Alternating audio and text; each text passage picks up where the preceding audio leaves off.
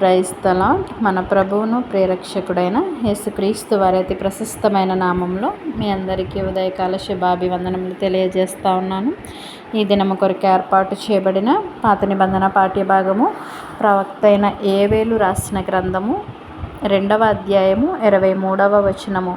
ఆయన తొలకరి వర్షమును మీకు అనుగ్రహించును.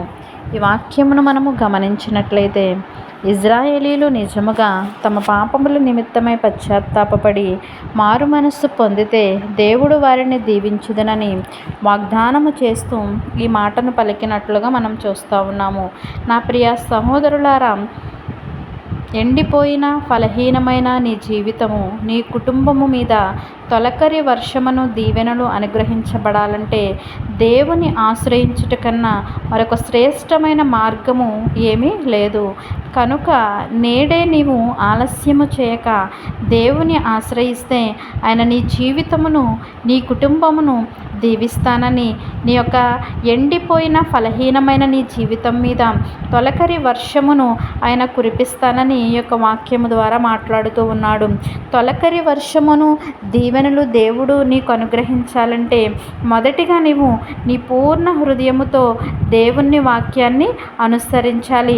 ఎప్పుడైతే నీవు నీ పూర్ణ హృదయముతో దేవుని వాక్యాన్ని అనుసరిస్తావో అప్పుడు తొలకరి వర్షము అను దీవెనను దేవుడు నీ జీవితంలో అనుగ్రహిస్తాను అని యొక్క వాక్యము ద్వారా మాట్లాడుతూ ఉన్నాడు. రెండవదిగా మనం ఆలోచన చేసినట్లయితే, నీ పూర్ణ హృదయముతో దేవుని మందిరమును అభిమానించాలి. యెహోవా మందిరమునకు వెళ్ళుదమని జనులు నాతో అనినప్పుడు నేనెంతో సంతోషించి తినని దేవుని యొక్క వాక్యము సెలవిస్తూ ఉన్నది. అట్టి విధముగా నీవు దేవుని మందిరమును నీవు అభిమానించినప్పుడు దేవుడు తొలకరి వర్షమును నీ జీవితంలో అనుగ్రహిస్తానండి ఈ యొక్క వాక్యము ద్వారా మాట్లాడుతూ ఉన్నాడు. మూడవదిగా మనం ఆలోచన చేసినట్లయితే, నీ పూర్ణ హృదయముతో దేవుని గురించిన జ్ఞానమును అర్థించాలి.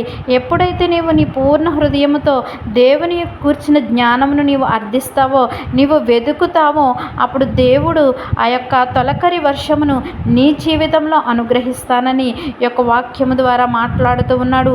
నీ ఎండిపోయిన ఫలహీనమైన నీ జీవితం మీద తొలకరి వర్షము అనే దీవెనను అనుగ్రహించబడాలంటే నీవు దేవుణ్ణి ఆశ్రయించాలి. ఆయన యొక్క వాక్యానుసారమైన జీవితాన్ని నీవు కలిగి జీవించాలి. ఆయన యొక్క మందిరాన్ని నీవు అభిమానించాలి. దేవుని గూర్చిన జ్ఞానాన్ని నీవు అర్థించాలి.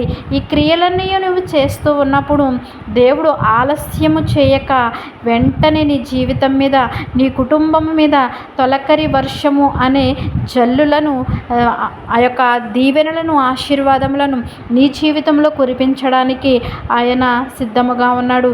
నా ప్రియ సహోదరులారా, ఇజ్రాయేలీలు నిజముగా తమ పాపముల నిమిత్తమై పశ్చాత్తాపపడి మారు మనసు పొందితే ఏ విధముగా అయితే దేవుడు వారిని దీవిస్తానని వాగ్దానము చేస్తూ ఈ మాటను పలుకుతూ ఉన్నాడు.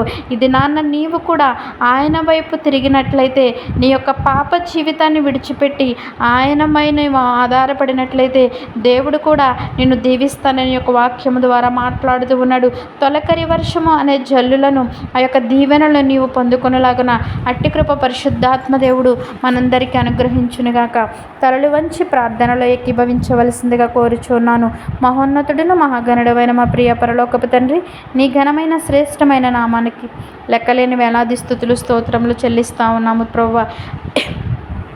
ఆయన తొలకరి వర్షమును మీకు అనుగ్రహించునని నీ యొక్క వాక్యము ద్వారా మాతో మాట్లాడి ఉన్నావు తండ్రి. మీ యొక్క దీవెనలను ప్రభు, తొలకరి వర్షం అనే దీవెనలను ప్రభు మేము పొందుకునేలాగున అట్టి జీవితం మేము కలిగి జీవించడానికి సహాయం అనుగ్రహించండి. నీ అందు భయభక్తులు కలిగి జీవించడానికి నీ వైపు తిరిగి, అయా నీ సన్నిధానము వైపు తిరిగి తండ్రి, నీ వాక్యానుసారమైన జీవితాన్ని మేము కలిగి జీవించలాగున అట్టి కృపను మా అందరికీ అనుగ్రహించమని నీ ప్రార్థనని పాద సన్నిధికి చేర్చుకోమని యేసయ్య అతి పరిశుద్ధ నామములో అడిగి వేడుకొని చున్నాము తండ్రి. ఆమేన్.